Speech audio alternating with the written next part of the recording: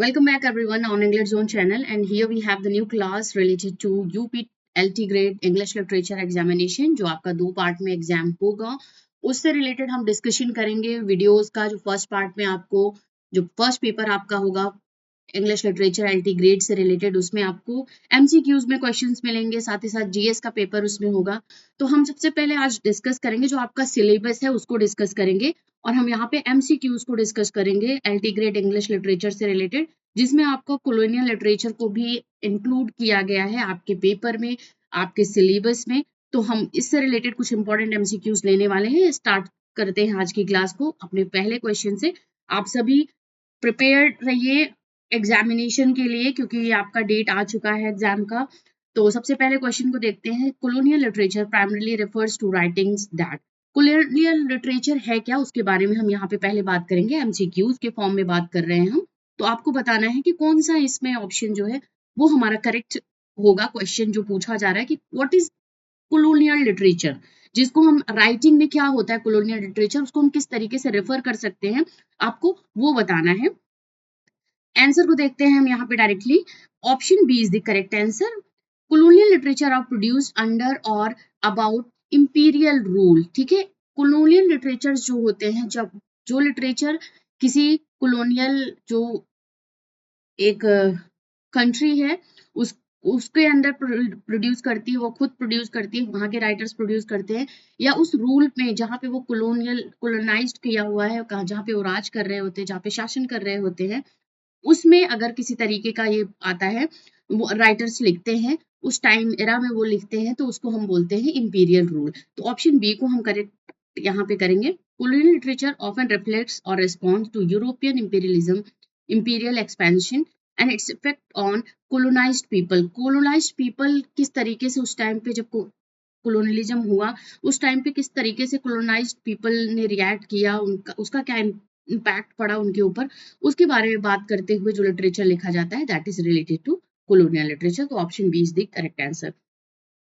Number second, we have the phrase the white man's burden was coined by। This is the phrase जो कि colonial literature में ही, colonial era में ही ये coined हुआ है। आपको बताना है इस phrase को किसने coined किया हुआ है। Answer is option B, Rudyard Kipling.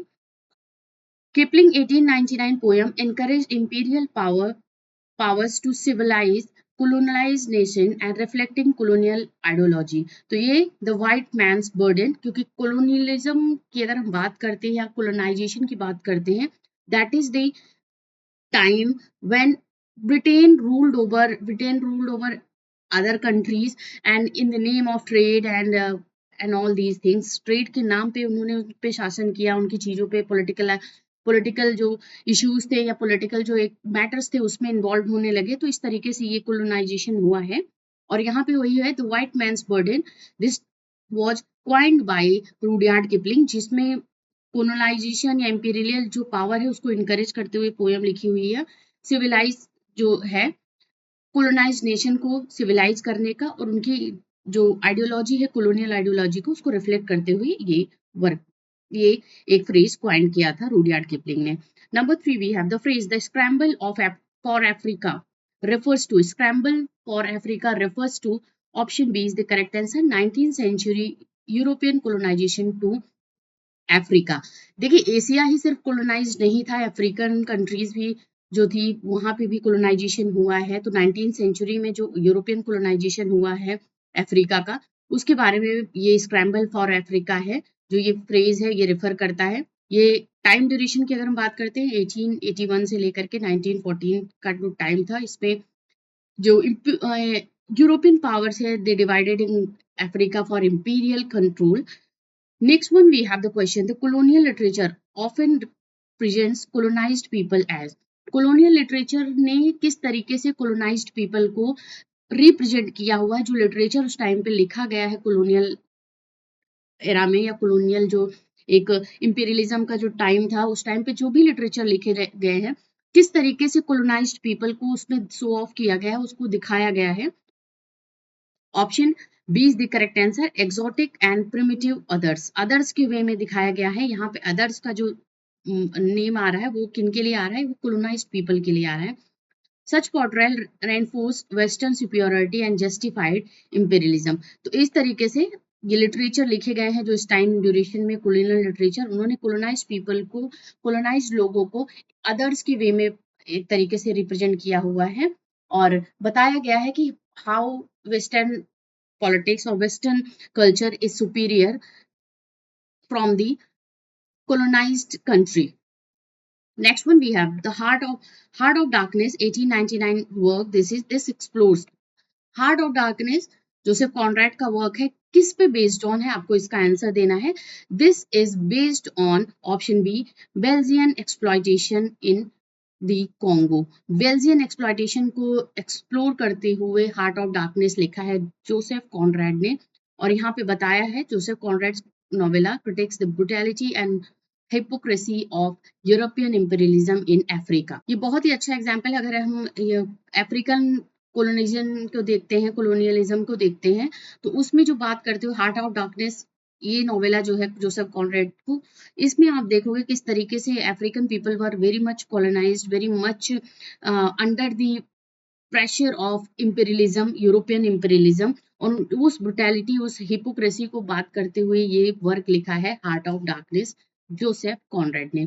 Number 6 we have which novel by E.M. Foster deals with British Indian tension. जब भी आप कोलोनिज्म, पोस्ट कोलोनियल लिटरेचर की बात करोगे, ऐसी वर्क आपको देखने को मिलेंगे, उनसे रिलेटेड आपको क्वेश्चन जरूर देखने को मिलेगा. जोसेफ कॉनरैड हो गए, आपके E.M. फॉस्टर हो गए, इसके साथ साथ आपका रूडयार्ड कीपलिंग है and also we have the V S. Naipaul है. इन्होंने जो लिटरेचर लिखा है मोस्टली वो जो बेस्ड ऑन है वो कोलोनियल, पोस्ट कोलोनियल लिटरेचर पे बेस्ड ऑन है, इनसे इम्पैक्ट डालता हुआ वर्क इन्होंने लिखा हुआ है. तो यहाँ पे हम E.M. फॉस्टर की बात कर रहे हैं. ब्रिटिश इंडियन टेंशन के बारे में जो नॉवेल बात करता है कोलोनियल टाइम का, उस टाइम पे लिखा गया ये नॉवेल है, that is a passage to India. This is option B is the correct answer. बहुत ही फेमस वर्क है, आप सभी इससे रिलेटेड क्वेश्चन जरूर ध्यान दीजिएगा. E.M. फॉस्टर का A Passage to India. It portrays the racial, cultural, political conflict between Indians and the British during the Raj. During the Raj means during the colonial time. Next we have the question number 7. We have the In the Things Fall Apart. Chinua Achebe portrays. This is also one of the important writer जिन्होंने बात करी है colonial literature से related, colonial जो impact था उसके बारे में बात करी है. तो Things Fall Apart इनका work है. ये किस बारे में बात करता है इनका, चिनुआ अचाबे का? This is African tradition. Option B is the correct answer. Disrupted by colonialism. African tradition को, कल्चर को, लिटरेचर को किस तरीके से डिसरप्ट किया गया है कोलोनियलिज्म के थ्रू, उसके बारे में थिंग्स फॉल अपार्ट बताता है, जो कि वर्क है चिनुआ अचाबे का. अचाबे shows the clash between Igbo culture and European imperialism. देखिए जहां भी इंपीरियलिज्म हुआ है या आप बात कर लो कोलोनियलिज्म हुआ है, वहां पे कोलोनाइज्ड जो कंट्री थी उसकी और जो इंपीरियलिज्म जो एक शासक और जहां पे वो राज करते थे जिस कंट्री में, उसके दोनों के बीच के कल्चर का कॉन्फ्लिक्शन आपको देखेगा, पॉलिटिकल कॉन्फ्लिक्शन आपको देखने को मिलेगा, सोशल कॉन्फ्लिक्शन आपको देखने को मिलेगा. तो यहाँ पे कोलोनाइज्ड हमेशा जो कोलोनिज्म की बात जो करते हैं या कोलोनिज्म को जो प्रमोट करते हैं, जो भी कंट्री या उस टाइम पे जो भी वो कोलोनाइज्ड करते थे किसी और अदर कंट्री को, वो हमेशा अपने ट्रेडिशन, अपने कल्चर, अपनी सिविलाइजेशन को ज्यादा इंपॉर्टेंस देते थे और वो चाहते थे कि दूसरी कंट्री में जहां हम कोलोनाइज्ड कर रहे हैं जिस कंट्री को या जिस एरिया को, वहां पे हम अपनी चीजों को बढ़ावा दें, अपनी चीजों को वहां पे रखें, उनकी कहीं ना कहीं सरपास करें उनके ट्रेडिशन, उनके कल्चर को. तो वही सेम चीज अफ्रीकन ट्रेडिशन में भी होता है. जब अफ्रीका कंट्री को कोलोनाइज किया जाता है और इस तरीके से ये बता रहा है यहाँ पे कि उनका कल्चर और यूरोपियन इंपीरियलिज्म का क्या क्लैश था, वो थिंग्स फॉल अपार्ट में आपको देखने को मिलेगा. Number 8, post colonial hybridity is a concept bye, this is a concept by whom, who had given this concept? This is a concept given by Homi Bhabha. Option B is the answer. Bhabha's concept of hybridity explores mixed culture identities created by colonial contacts. Number 9 we have the question. Linguistic imperialism. What is the meaning of linguistic imperialism? देखिए जब भी आप imperialism को समझते हो या जानते हो तो linguistic imperialism को समझना बिल्कुल डिफिकल्ट नहीं होगा आपके लिए. linguistic क्या होता है? लैंग्वेज होती है. इम्पीरियलिज्म क्या है कि इम्पीरियलिज्म होता है कि आपको एक तरीके से साम्राज्य अपना जो बढ़ाना, अपने आप को उस पे किसी और कंट्री पे प्रेशराइज्ड करके उसको अपने अकॉर्डिंग चलाना, दैट इज इम्पीरियलिज्म। और यहाँ पे बात हो रही है कि लिंग्विस्टिक इम्पीरियलिज्म को imposing colonial language on natives. देखिए, कॉलोनियल लैंग्वेज जो होती है, जो कॉलोनाइज्ड कंट्री के ऊपर कॉलोनियल जो कॉलोनिज्म है, वो कंट्री है, वो अपनी लैंग्वेज को कहीं ना कहीं इम्पोज कर रही है कि you should follow, you should write things, you should speak the language which we speak.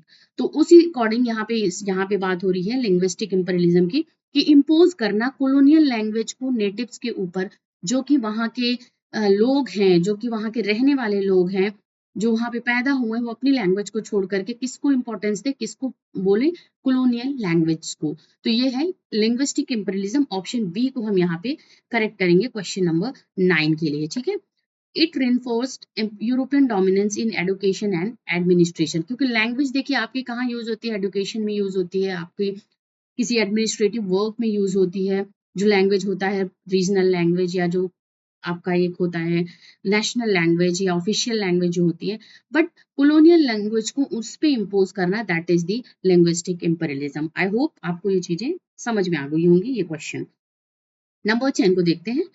The novel petals of blood exposes, ये क्वेश्चन है आपका। The novel petals of blood, ये किसके बारे में बात कर रहा है? ये जो है African corruption after independence, colonial romance, religious harmony, या है यूरोपियन मॉडर्नाइजेशन। तो आंसर को हम करेंगे ऑप्शन ए को, अफ्रीकन करप्शन आफ्टर इंडिपेंडेंस के बारे में बात कर रहा है ये novel petals of blood.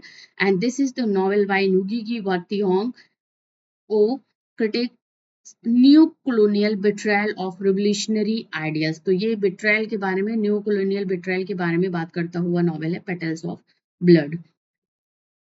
Number 11, the novel the shadow lines by Amitabh Ghosh explores. देखिए, अब हम यहाँ पे इंडियन लिटरेचर के भी से रिलेटेड भी बात कर लेते हैं, क्योंकि कॉलोनियल लिटरेचर को पढ़ रहे हैं तो उसमें वर्ल्ड लिटरेचर आप पढ़ोगे।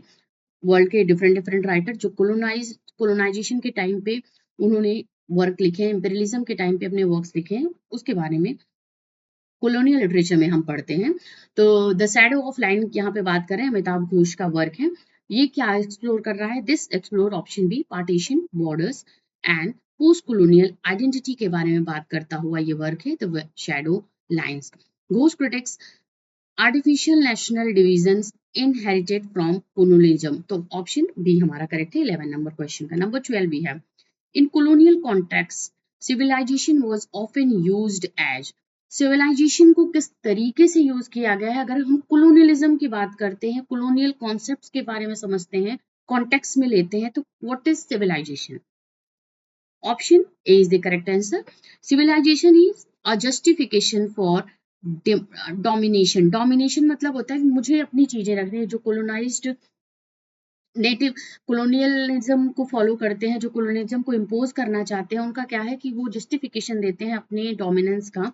तो यहाँ पे colonisers claimed to bring civilisation to justify exploitation. ये चीज है जो कि हम सिविलाइजेशन के बारे में अगर हम बात करते हैं, तो कोलोनियलिज्म के कॉन्टेक्स्ट में व्हाट इज सिविलाइजेशन, वो क्लेम कर रहे हैं कि क्या है, bring civilisation to justify exploitation. Number 13 we have Oliver Skriniar's The Story of an African Farm 1883 protects. What is this work all about? This work is all about colonial patriarchy and religion. Option A correct answer है। And ये feminist novel है, was among the first to challenge colonial and gender hierarchies in South Africa. Number 14, which of the following these authors wrote against colonial racism in Burmese days? ये आपको बहुत important question है। किस writer ने, author ने colonial racism के against बात करी है बर्मीज डेज में? Option C is the correct answer, George Orwell.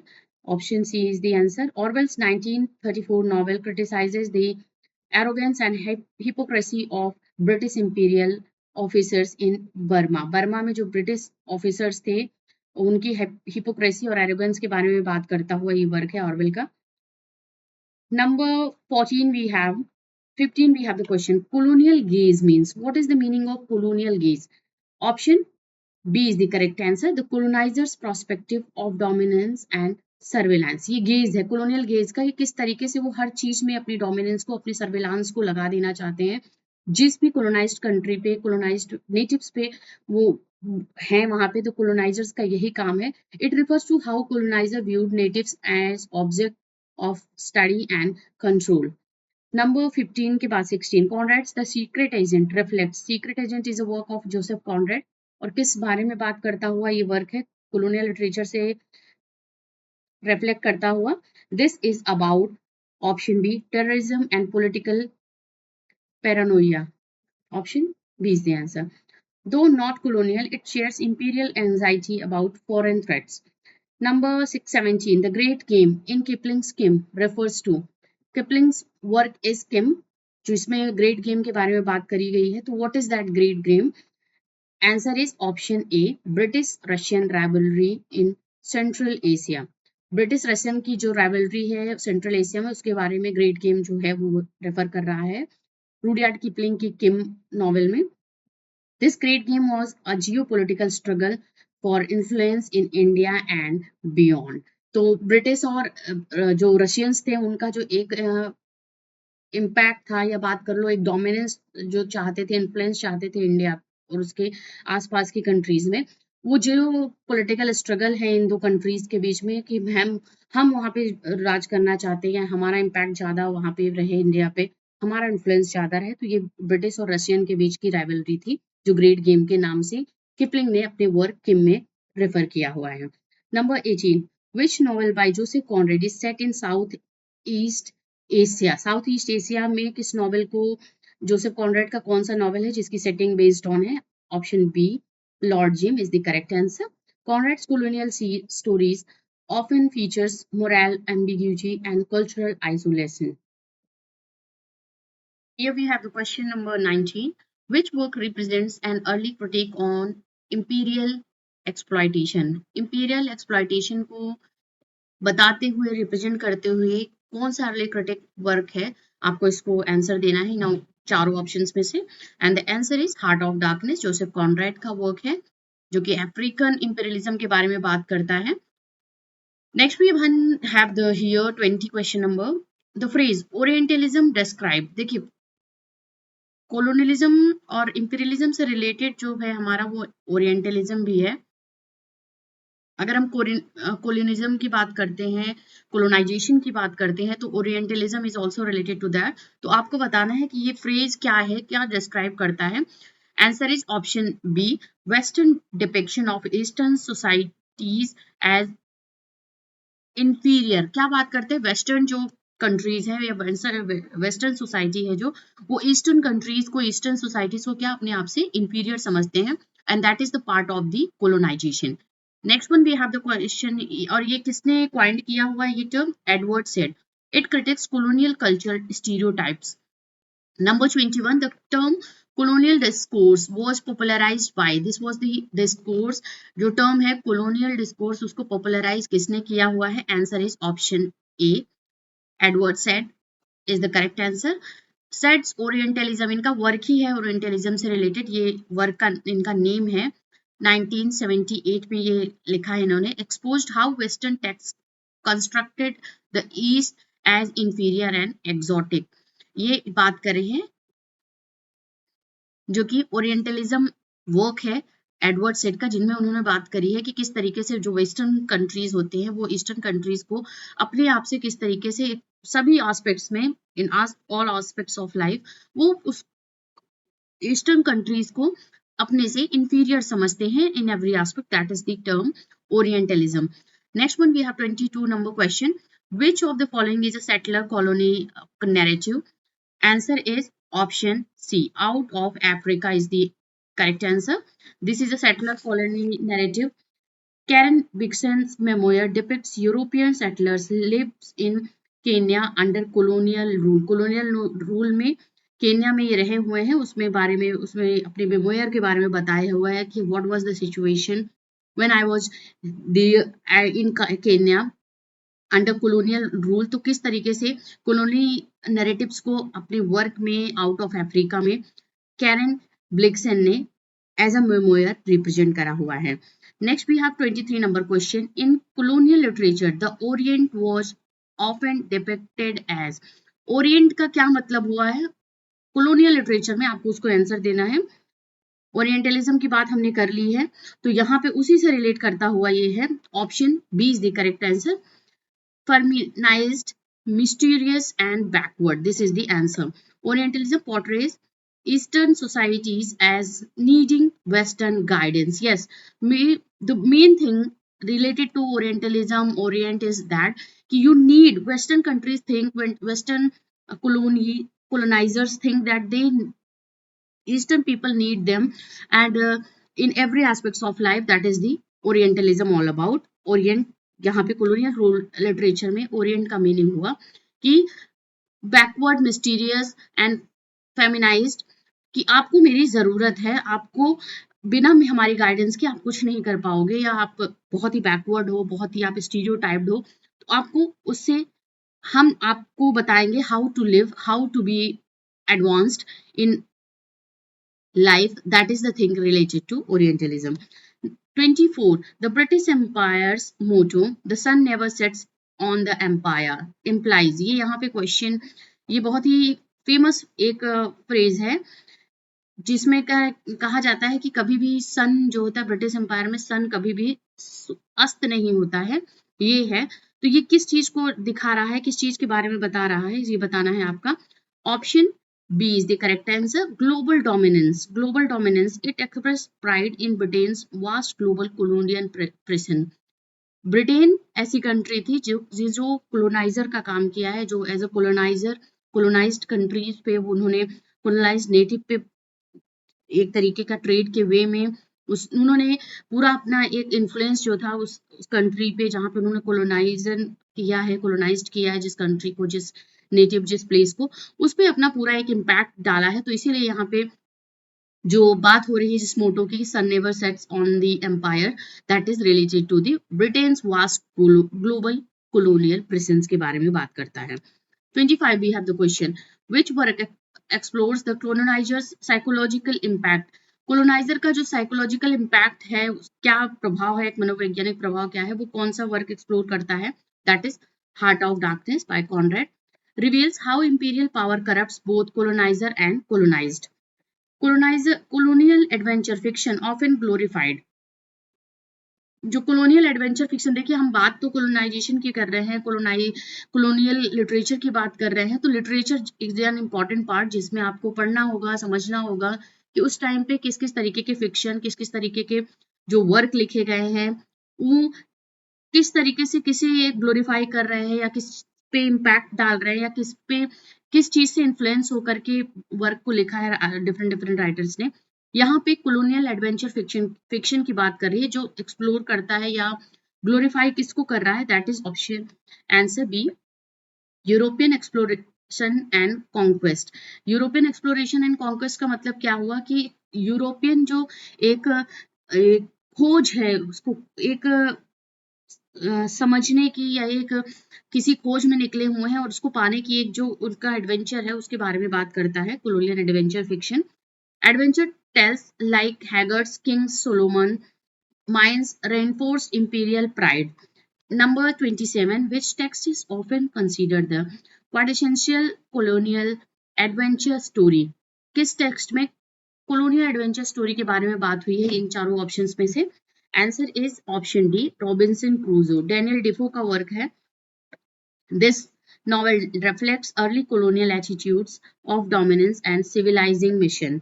Number 28. In Kim 1901, the protagonist is an option B and a spy during the great game. Great game हमने बात की थी, Britain और रशिया का जो एक तरीके से कॉन्फ्लिक्शन था over the dominance of the India and Asian countries, जो coloniser as a way they wanted to colonise these countries, तो उन्होंने अपने अपने डोमिनेंस को प्रूव करने के लिए उनके बीच में जो कॉन्फ्लिक्शन था, ट्रेड, पॉलिटिकल इश्यूज या हर चीज को लेकर के, that is the great game.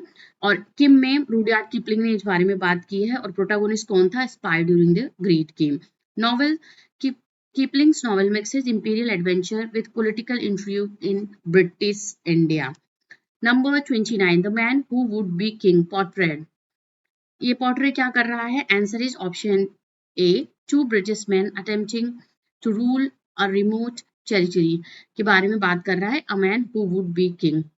किपलिंग्स novella critiques imperial ambition and hubris के बारे में बात करता हुआ ये वर्क है, जो नोवेला के फॉर्म में लिखा हुआ है रुडयार्ड किपलिंग ने, the man who would be king. Number 30 question. Colonial literature frequently uses which narrative perspectives? किस narrative perspective के बारे में colonial literature बात करता है? आंसर को हम जल्दी से यहाँ पे टिक करेंगे। ऑप्शन बी, imperial और यूरोपियन व्यू पॉइंट। देखिए यहाँ पे मैं कुछ डिफिकल्ट टाइप्स क्वेश्चन आपसे डिस्कस कर रही हूँ, तो मैं थोड़ा सा टाइम आपको नहीं दे रही हूँ कि आप आंसर करो क्वेश्चन का। आपको एक ओवरव्यू दे रही हूँ एक तरीके से, ये कि जो ये लिटरेचर का पार्ट है आपका, ये जो पार्ट है आपके सिलेबस में इंक्लूडेड है एलटी ग्रेड के, तो आप इससे क्वेश्चन समझ लो और इसके थोड़ी प्रिपरेशन कर लो, फिर हम आगे भी डिस्कस करेंगे अपने प्रैक्टिस सेट में कि जो क्वेश्चंस होंगे पूरा हम मिला करके सभी जो लिटरेचर का पार्ट है हमारा उसके क्वेश्चंस करेंगे। सिलेबस का जो पार्ट है हमारा एलटी ग्रेड का, उसके क्वेश्चंस हम वहां पे डिस्कस करेंगे, तब आपके पास टाइम होगा आंसर करने का। अभी आप पढ़ लो, थोड़ा प्रिपरेशन कर लो इसकी। 31 क्वेश्चन को देखते हैं। The Indian rebellion of 1857, great rebellion of India 1857 में जो स्वतंत्रता संग्राम हुआ है उसके बारे में बात कर रहा है। Inspired many colonial novels, notably किस बहुत से colonial नॉवल के बारे में बात हुई है इसमें उस टाइम पे, तो which one is an important one? That is the siege of Krishnapur. Option C is the correct answer. Farrell's novel reimagines British fear and arrogance during the mutiny. जो विद्रोह हुआ था उसके बारे में, जो ब्रिटिश का जो एक एरोगेंस था वो उसके बारे में ये बात कर दी, siege of Krishnapur. Number 32, Kipling's famous poem if, this is the name of the poem.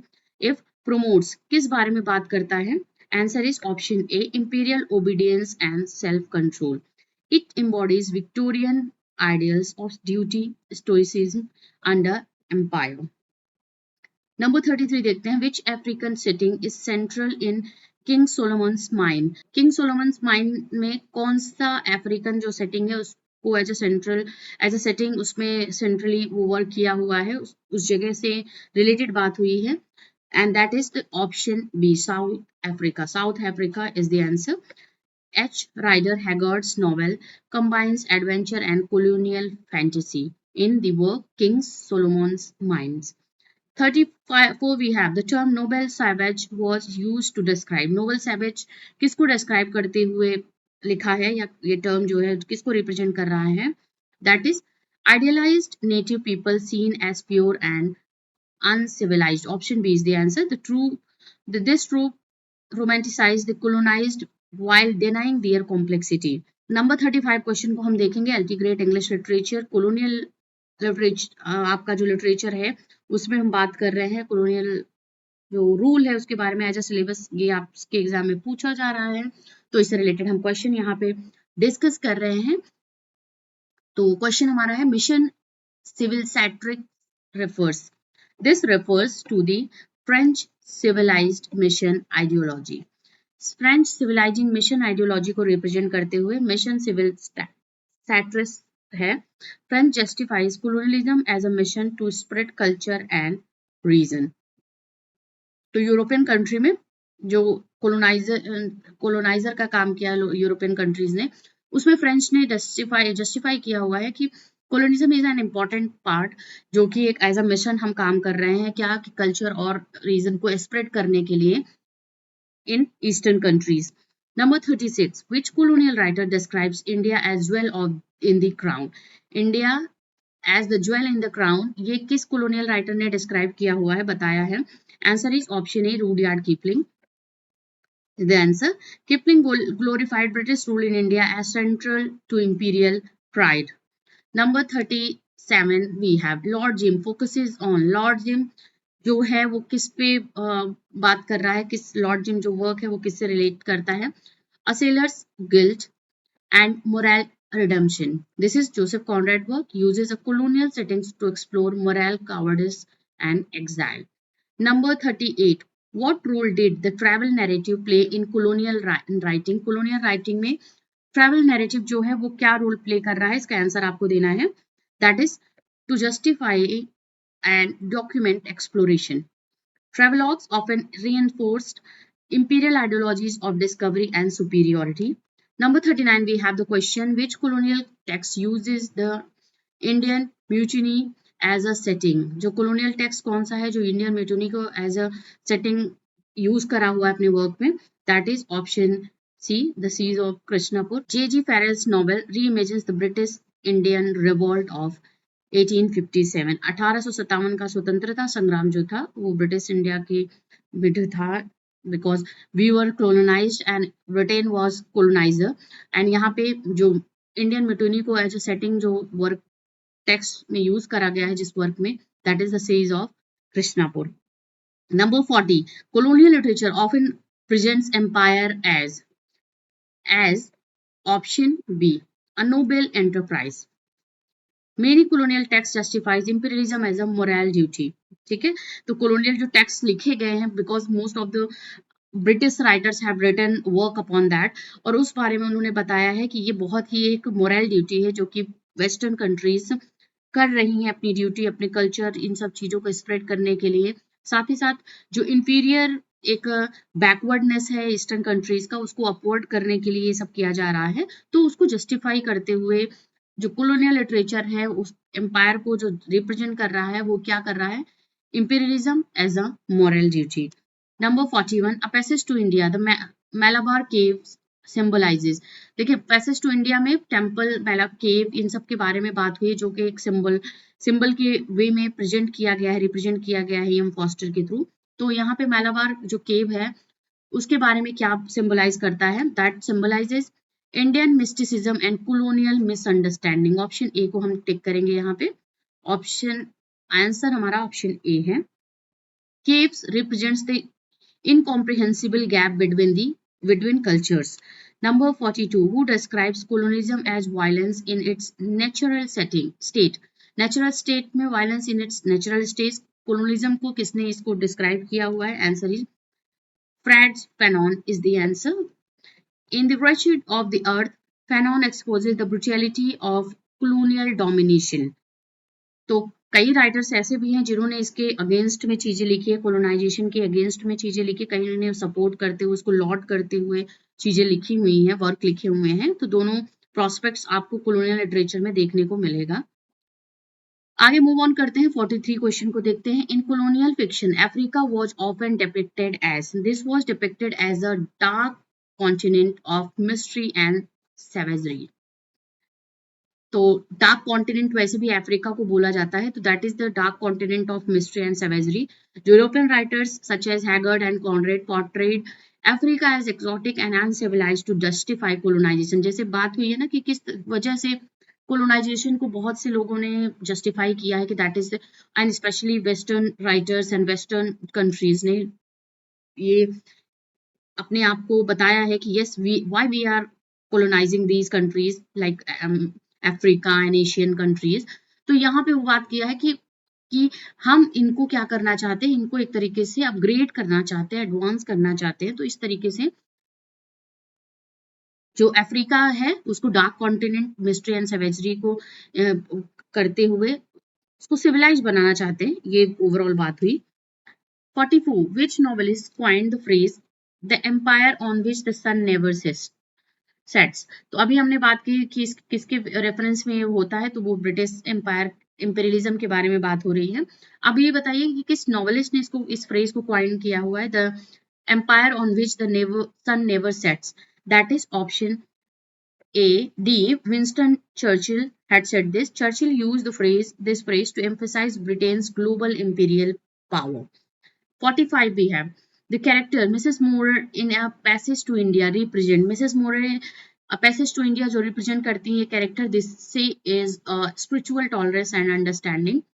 Symbolizes moral insight and potential for cross-culture sympathy. She was very much sympathetic, very much good spiritual lady, और उन्होंने symbolize किया हुआ है कि cross culture जो sympathy होनी चाहिए वो एक ह्यूमन बीइंग या एक कंट्रीज के बीच में होनी चाहिए. That is the thing which was represented by the character Mrs. Murray in Passage to India. 45 we have the typical colonial adventure narrative focuses on. हमने इसके बारे में बात कर ली है, इसका थोड़ा सा डिफरेंट तरीके से ये क्वेश्चन हमारा पूछा गया है और ये हमारा क्या बात कर रहा है, सर्वाइवल, कॉन्क्वेस्ट एंड एक्सोटिसिज्म के बारे में बात कर रहा है. ऑप्शन बी को हम करेक्ट करेंगे. जो नैरेटिव्स होते हैं कॉलोनियल एडवेंचर पे लिखे गए वर्क होते हैं, वो ग्लोरीफाई करते हैं यूरोपियन एक्सप्लोरेशन एंड हीरोइज्म को, जो कि कोलोनाइज्ड लैंड्स पे उन्होंने काम किया हुआ है उसके बारे में वो बताते हुए, ग्लोरीफाई करते हुए कॉलोनियल एडवेंचर नैरेटिव्स जो लिखे गए हैं वो टाइपिकली इसी चीजों पे लिखे हुए हैं. 47 who is the protagonist of Lord Jim? We have the answer. Jim is the correct answer. Jim is the answer. Jim's moral failure and exile represent the collapse of colonial ideals. 48 which of the following is not a common theme in colonial literature? बहुत ही easy question इसका होगा, आप इसको यहाँ पे जो पढ़ोगे option में उसमें समझ में आएगा. That is option C, anti imperialist resistance. ये इसका एक ट्रेट नहीं है, कॉमन थीम नहीं है कॉलोनियल लिटरेचर लिखते वक्त. बाकी एक्सोटिक लैंडस्केप जैसे African landscapes, that is the exotic landscape के बारे में बात की, ये एक थीम है. Cultural superiority, western countries are much superior than eastern countries, ये कल्चरल प्रोस्पेक्ट में बात हो रही है. Celebration of empire, British empire को किस तरीके से सेलिब्रेट किया गया कि never sets in that empire, in this never sets in this empire, तो ये बारे में बात हुई है. एंटी इंपीरियलिस्ट रेसिस्टेंस को नहीं कंसीडर किया हुआ as a colonial literature theme. Next we have 49. In colonial texts, the colonized are often denied. colonized जो होते हैं वो क्या चीज को डिनाई करते हैं? Option agency and voice. colonized characters are portrayed as passive or voiceless, reinforcing imperial authority. क्योंकि देखिए कोलोनाइज्ड हैं तो कोलोनाइजेशन एक सप्रेस, एक एक्सप्लॉइटेड जो रिप्रेजेंटेशन है वो रिप्रेजेंट करेगा, वो अपने ट्रेड को बताएगा कि we are how we are voiceless, how we are suppressed by the colonisers. तो इस बारे में जो कोलोनियल टेक्स्ट होगा उसमें कोलोनाइज्ड हमेशा ही सप्रेस और एक तरीके से बात कर रहे हैं हम, वॉइसलेस होगा और एक्सप्लॉइटेड होगा by the colonizers, sorry, by the colonizers. Okay. 50 number question देखते हैं. Which author called empire a system of robbery and exploitation?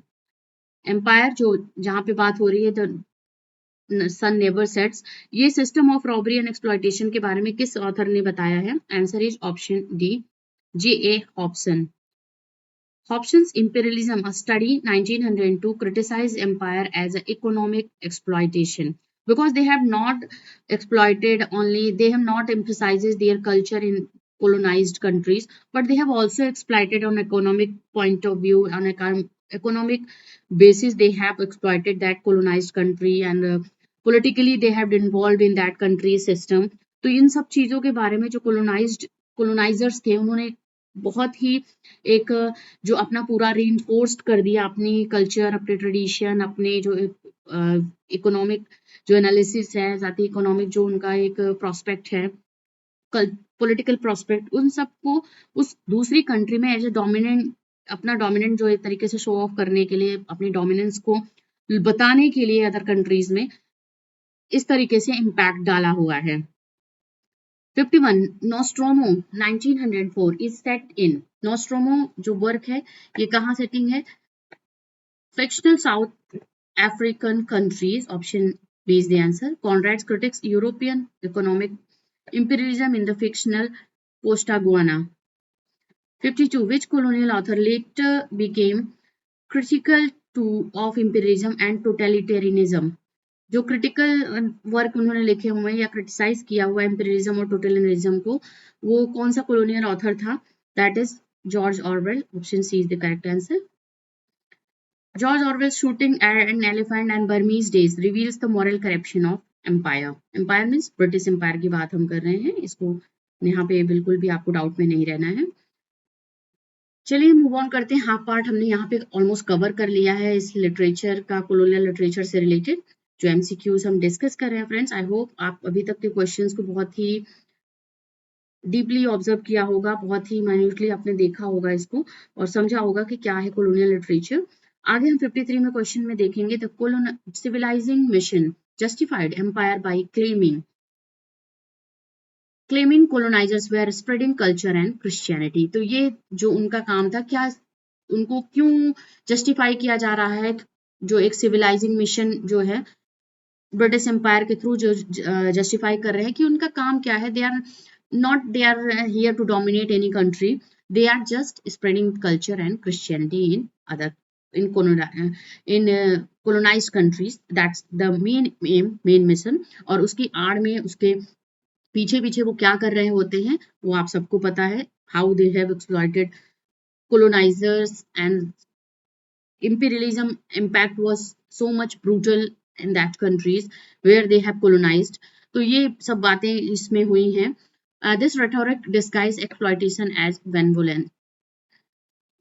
ठीक है, ये बात हुई है. उदारता को, एक्सप्लॉयटेशन को, एक शोषण को उदारता के वे में प्रेजेंट किया हुआ है कि हम तो सिर्फ अपनी क्रिश्चियनिटी और कल्चर को एक्सप्रेड करने आए हैं, ट्रेड करने आए हैं, हमें आपके पॉलिटिकल मैटर, इकोनॉमिक मैटर में कोई इंटरेस्ट नहीं है. But how they have overshadowed all these things, they have overcomed all these things, they have even you can say they have dominated all these sectors, all these fields by their own presence. 54. Which of the following was not a major colonial power in the 19th century? इन चारों options में major colonial power 19th century में कौन नहीं था? Option C, Japan was not one of them. बाकी पुर्तगाल, French and Britain was above all. Japan became an imperial power only in the late 19th and 20th century. The setting, a passage to India in.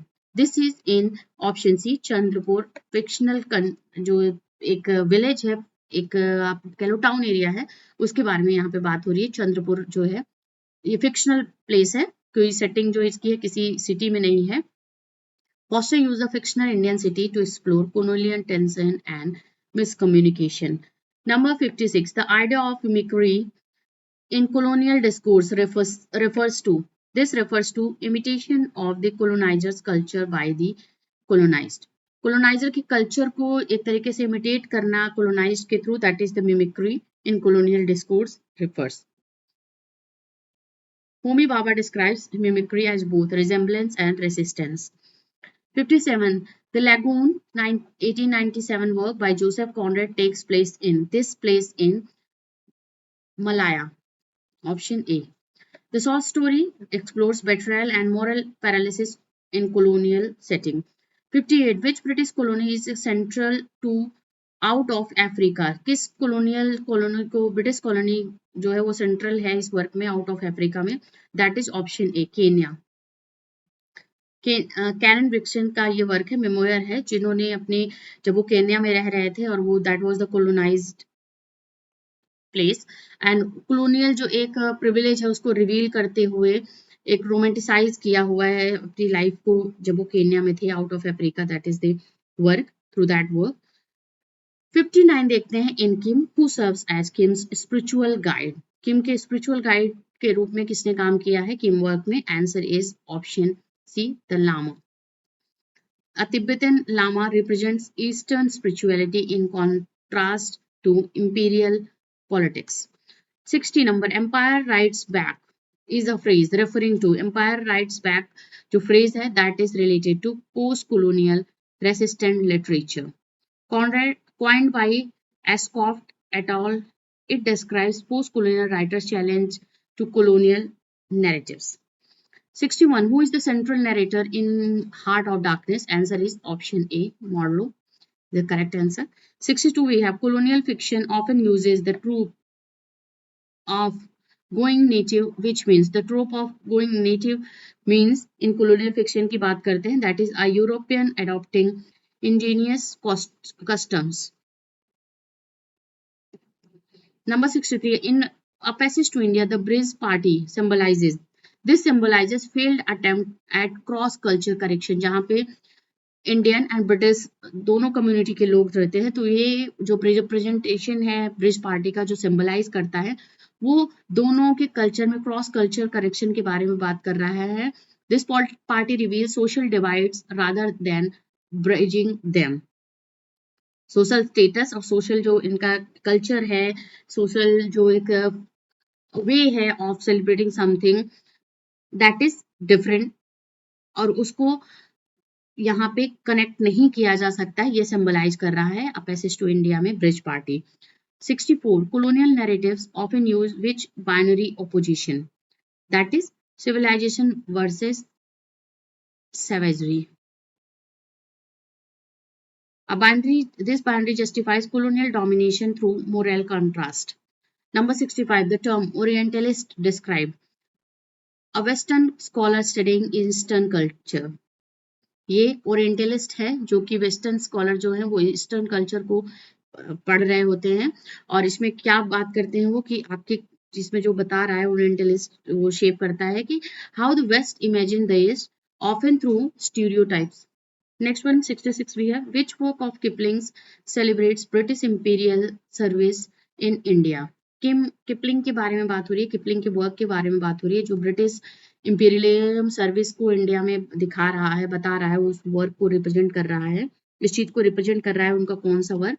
Option B Kim, it glorifies the loyalty of the to the British Raj. Conrad depiction of Africa in Heart of Darkness has been criticized for. This has been criticized for what reason? The Heart of Darkness is a work of Conrad that option B racist imaginary and lack of African voice, क्योंकि यहाँ पे जो बात की गई है वो empire के बारे में बात की गई है, ब्रिटिश इंपीरियलिज्म के बारे में बात करी गई है, कोलोनिज्म के बारे में बात करी है, कोलोनाइजर के बारे में बात की, कोलोनाइज्ड के बारे में उसकी वॉइस को एक तरीके से अपलिफ्ट करने के बारे में नहीं बात की हुई है, इसलिए यहाँ पे इसको क्रिटिसाइज किया हुआ है। और किसने क्रिटिसाइज किया हुआ है? चिनुआ अचाबे ने क्रिटिसाइज किया हुआ है। एन इमेज ऑफ अफ्रीका में कंडेम कॉन्ट्रैक्ट्स पोर्ट्रायल 1975 का वर्क है एन इमेज ऑफ अफ्रीका, जिसमें चिनुआ अचाबे ने जोसेफ कॉनरेड की हार्ट ऑफ डार्कनेस को क्रिटिसाइज किया हुआ है because of the reason racist imagery के बारे में बात की, इमेजरी को दिखाया गया है, रेसिज्म के बारे में बात की गई है, उसको एज ए इमेजरी प्रेजेंट किया गया है, साथ ही साथ अफ्रीकन वॉइस को सप्रेस किया गया है, उसको एक तरीके से अपलिफ्ट नहीं किया गया है इस रीजन से। 68. Which concept of Homi Bhabha challenges colonial authority through hybridity? That is hybridity. Option A है concept. Hybridity reveals how colonial identity is never pure but mixed and unstable. Number 69. The main female character in Out of Africa is. That is option A Karen Blixen. Karen Blixen ही इसमें main female character है. The Danish author narrates her life, क्योंकि ये memoir है तो ये real incidents पे based on है, ये आप ध्यान दीजिएगा, ये मेमोयर है। मेन जो फीमेल कैरेक्टर है कैरन ब्लिक्सन ही है जिन्होंने इसको मेमोयर को लिखा हुआ है, जो केन्या में वहां पे थी और कोलोनाइजन के इम्पैक्ट को उसके बारे में उसको एक तरीके से लॉर्ड करते हुए प्रिविलेज देते हुए इसको लिखा हुआ है, उसके बारे में आउट ऑफ अफ्रीका ये बात की है। Next number 70, the famous line exterminates all the brutes appears in, that is in option B Heart of Darkness. Kurt's chilling words expose the genocidal logic of imperialism. Number 71 we have colonial adventure story appealed most to appeal, किस जो adventure stories हैं colonial adventure stories किसको appeal करते हुए लिखी गई हैं? That is Victorian readers. Such tales reflected Victorian confidence in progress and empire. Number 72. In a passage to India, Adela quested accusation symbolizes. देखिए सिंबलाइजेशन के बारे में सिंबलाइज रिलेटेड क्वेश्चन ज्यादा पूछा गया है, सिंबलिज्म के बारे में बात की गई है पैसेज टू इंडिया में। इसमें सभी कैरेक्टर्स जो हैं और सभी जो बेसिकली जो वहाँ पे एक पिक्चराइजेशन है वो किसी ना किसी चीज को सिंबलाइज कर रहा है। तो यहाँ पे एडेला क्वेस्टेड का जो कैरेक्टर है एक्यूजिशन जो है, जो एक्यूज करती हैं, जो मॉडर्न मैन है यहाँ पे, तो वो क्या एक्यूज करती है, वो क्या सिंबलाइज कर रहा है? That is the fragility of colonial relationship. Her false accusation exposes deep racial mistrust. 73. The term colonial modernity refers to. The term colonial modernity refers to the merging of Western modernity with colonial control. ये यहाँ पे बात हुई है, option B correct होगा 73 number question का। 74 को देखते हैं, which European empire ruled India before British crown. तो यहाँ पे हम बात करेंगे British East India company. British crown के पहले किसने रूल किया था ब्रिटिश पे? ये बिल्कुल भी इसमें कंफ्यूज नहीं होना कि डच पोर्तुगीज वो आए थे, बट यहाँ पे क्या हो रही है, ब्रिटिश यूरोपियन एम्पायर के बारे में बात हो रही है कि कौन ब्रिटिश क्राउन के पहले किसने यहाँ पे कौन सा यूरोपियन एम्पायर जो था वो रूल किया था इंडिया में, that is British East India company. और company govern India from 1757 to 1858 before crown rule began. Number 75. Colonial fiction often reinforced racial hierarchies through stereotyping and binary opposition के बारे में बात कर रहा है। It depicted colonizer as civilized and colonized as primitive. 76 we have, which of the following writers was not sympathetic to empire? Answer is option A, E.M. Foster. Yes, E.M. Foster has little biased you can say, or you can say that he had written about the situation of the colonized people, colonized natives, colonized countries बारे में बात की है, जिसमें से India के बारे में उन्होंने बात करी है। तो E.M. Foster ने जो लिखा है was not sympathetic to empire, means British Empire, that was E.M. Foster. Foster questioned racial arrogance and colonial injustice in his work A Passage to India. 77 we have, who among the following was a colonial administrator as well as a novelist? colonial administration traitor के साथ में novelist था, that was George Orwell. Option D is the correct answer. Orwell served in Indian Imperial Police in Burma before becoming an anti-imperialist writer. क्योंकि वो उन्होंने सर्व किया है Indian imperial police का जो सर्विस दी है, और उन्होंने देखा हुआ है कि क्या व्हाट वाज द इंपीरियलिज्म और all about, how it was corrupted, how it was exploited people, and उसके बारे में बाद में उन्होंने उसके अगेंस्ट भी चीजें लिखी हैं, इंपीरियलिज्म के अगेंस्ट में लिखी हुई हैं। Number 78, the term white man's burden suggests the colonizer's moral duty to civilized other. Kipling's poem 1899 portrays imperialism as a noble responsibility masking exploitation. तो किपलिंग की अगर आप बात करोगे तो he was the supporter of the imperialism और colonialism को support करते हुए चीजें लिखी गई हैं। तो व्हाइट मैन्स बर्डन जो है that is related to the colonisers. ये कोलोनाइजर ने अपनी मॉरल ड्यूटी समझ ली है कि हमें सिविलाइज करना है कोलोनाइज्ड को, हम इसलिए यहाँ पे आए हुए हैं, हमारा कोई अदर मिशन नहीं है। 79. Orientalism by Edward Said was first published in. This is published in 1978. Option C is the answer. जिसके बारे में हमने बात करी है कि ओरिएंटलिज्म, जिसमें उन्होंने बताया है कि हमें क्या करना है, वेस्टर्न कंट्रीज अपने आप को डिस्कोर्स के मैटर में, अपनी चीजों को बताने के मैटर में ईस्टर्न कंट्रीज पे एक तरीके से बताया कि ये हम किस तरीके से सुपीरियर हैं आपसे, और आपको हमारे अकॉर्डिंग चलना है, आपको हमारे अकॉर्डिंग काम करना है, और हम आपको आपकी एक जो आप बहुत ही बैकवर्ड हो उससे हम आपको एडवांस लेवल तक ले जाएंगे। तो ये इसके बारे में बात करता है ओरिएंटलिज्म। 79 के बाद 80, in colonial travel writings non European peoples were often portrayed as. ये हमने बात करी है एक्सोटिक क्यूरियोसिटीज के बारे में है। Answer is option B. Travel narrative emphasize difference or to reinforce European superiority. Number 80, the phrase going native in colonial fiction expresses going native in colonial fiction जो express करता है the colonizers adopting indigenous way. It symbolized moral decline or loss of identity from the colonial prospects के बारे में बात करता है। 82 को देखते हैं, which of these authors criticize empire through satire. अब देखिए बहुत से राइटर्स हैं जिन्होंने क्रिटिसाइज किया हुआ है, तो इनमें से कौन से वो राइटर है जिन्होंने सटायर के थ्रू क्रिटिसाइज किया हुआ है इंपीरियलिज्म को?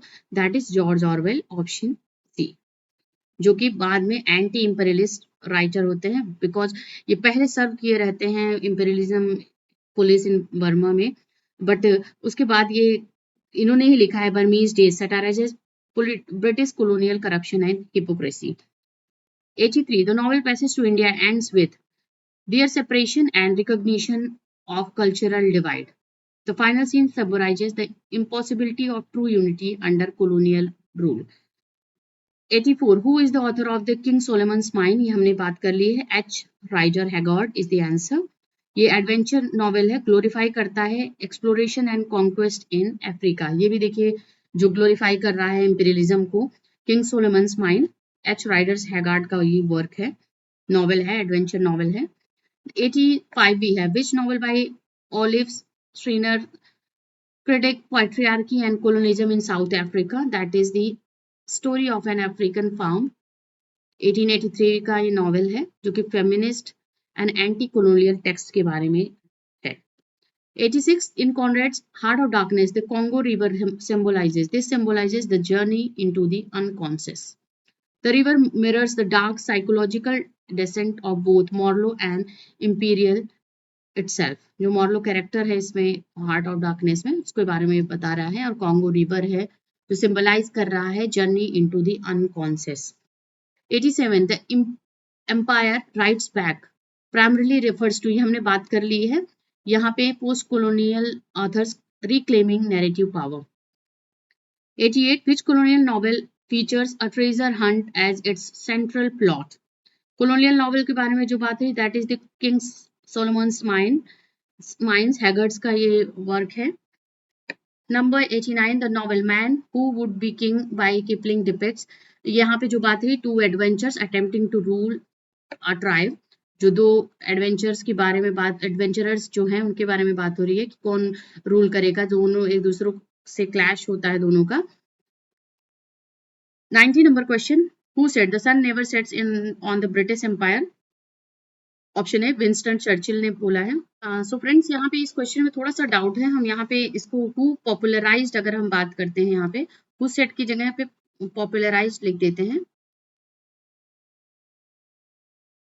Who popularised the sun never sets on the British empire, ये जो किया था ये चार्ल्स डेल्के ने किया था, पॉपुलराइज अपने वर्क में। 1868 का वर्क है ग्रेटर ब्रिटेन, जिसमें सेलिब्रेट करते हुए ब्रिटिश एम्पायर को ग्लोबल एम्पायर को सेलिब्रेट करते हुए लिखा है या पॉपुलराइज किया है इस टर्म को। Next number 90 we have 91 the term subaltern was popularized by, this was what Gayatri Spivak is the answer। in her essay Can the Subaltern Speak, in 1988 का वर्क है, Spivak critiques the silencing of colonized vices। The Jungle Book reflects which colonial ideology, answer is imperial paternalism के बारे में बात करता है जंगल book. Rudyard Kipling का work है जो कि हायरार्की थ्रू मोंगलीज रूल ओवर जंगल एनिमल्स के बारे में बात करते हुए ये लिखा है। 93 को देखते हैं, the phrase dark continent was used to describe, obviously Africa, option C को हम करते हैं यहाँ पे correct. It reflected racist colonial ideology depicting Africa as mysterious and uncivilized। तो डार्क कॉन्टिनेंट की बात आती है तो that is Africa. 94 the novel Nostromo criticizes, this criticizes American capitalism and imperialism। Conrad का वर्क है, जोसेफ कॉनरेड का। 95 we have the colonial female figure is often depicted as passive and symbolic of land। तो colonial women थी, उनको metaphorically जो link किया गया था वो मदरलैंड टू बी कॉन्कर्ड से, तो पैसिव और सिंबॉलिक वे में इसको रिप्रेजेंट किया गया है। Which author work inspired the term the heart of darkness as metaphor for evil? That is Joseph Conrad। Option B is the answer। The title symbolizes moral decay within European imperialism। Number 97 in colonial literature, missionary narratives often aimed to promote Christian conversion and imperial ideology. देखिए उस time पे conversion का भी बहुत ज्यादा एक तरीके से इन्फ्लुएंस था, जो कोलोनाइज थे उन्होंने कन्वर्जन के ऊपर भी बहुत ज्यादा ध्यान दिया है। तो क्रिश्चियनिटी पे को स्प्रेड करना, क्रिश्चियनिटी के बारे में बताना, कन्वर्जन करना लोगों का, दैट इज द मिशनरी जो नैरेटिव्स था उसके बारे में बात करता है colonial literature में। और some such texts blended religion with the politics of empires। 98 colonial discourse often linked race with, option C, morality and intelligence। 99 Kim by Kipling set during, this was set during the great game between Britain and Russia। जो novel depict करता है imperial rivalry के बारे में बात करता है central and south Asia में। नंबर 100 क्वेश्चन को देखते हैं, which British colony serves as the setting of Orwell Burmese days. ये जो कॉलोनी है, जो ब्रिटिश कॉलोनी जो सर्व कर रहा है सेटिंग का ऑरवेल की बर्मीज डेज में, वो कौन सा है? दैट इज दी बर्मा, जिसमें हम म्यांमार लिखा था, एक जगह पे आंसर आया था, Burma is the answer. Burmese Days. Orwell exposes British racism and moral decay in Burma under colonial rule. 100 question कर लिया हमने. 101 को देखते हैं. Who among the following was not a colonial writer? And that is the answer option C, Chinua Achebe. But इन्होंने criticise किया हुआ है हार्ट ऑफ डार्कनेस को, इस वर्क को. Achebe was post colonial writer responding to colonial representation. ठीक है, post colonial writer थे, ये colonial राइटर नहीं थे. 102. The colonial novel often portray natives as passive, childlike figures. तो नेटिव्स जो थे, colonial जो नॉवल थे, उसमें नेटिव्स को जो colonized थे, उनको किस तरीके से रिप्रेजेंट कर रहा है. Stereotypes reinforce the need for colonial governance. 103 we have The Heart of Darkness. Kurt's final word are the horror. This phrase reflects his realization of human and imperial evil के बारे में बात करता है. Horror and horror जो उसका Kurt's का last line final words है. Which of these is an example of imperial adventure fiction? Answer is out Kim. Imperial adventure fiction के बारे में किम जो है वो बता रहे हैं, रुडयार्ड किपलिंग का ग्लोरी ऑफ एम्पायर के बारे में बात करते हुए लिखा है रुडयार्ड किपलिंग ने. 105 colonial literature flourished mainly during the time of the 17th to 19th century. 106 Heart of Darkness. Who narrates Marlowe's story? Unnamed narrator. A story is told through Marlowe within another narrator's frame, emphasizing distance and interpretation. 107 The term colonialism primarily refers to the control of one nation over other. colonialism जो है वो क्या है? Control है एक nation का दूसरे nation पे, डोमिनेशन है.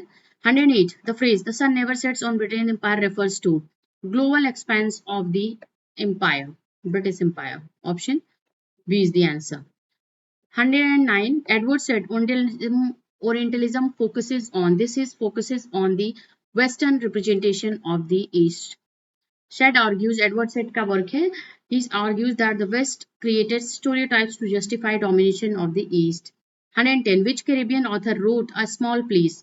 Caribbean writer की बात हो रही है. Jamaica Kincaid had written this book, critiques the lasting effects of the colonialism and tourism in Antigua. 111 The novel White Sargasso Sea reimagines Jane Eyre. Jane Eyre tells the story of Martha Mason from a Caribbean anti-colonial perspective.